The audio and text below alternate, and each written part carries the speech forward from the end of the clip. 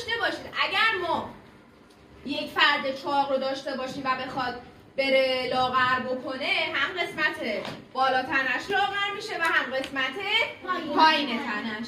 حالا اگر که ما کسری رو هم داشته باشیم مثل کسر 5/10، اگر بخوایم این کسرمون رو لاغر بکنیم، هم باید قسمت بالا تنش که میشه صورت و هم قسمت پایین تنه که میشه مخرج رو بیایم و لاغرش بکنیم که برای لاغر کردن حتما باید بیایم صورت و مخرج رو تقسیم بر یک عدد مشترک بکنیم که الان اومدیم 5/10 رو هم صورت و هم مخرج رو تقسیم بر 5 کردیم.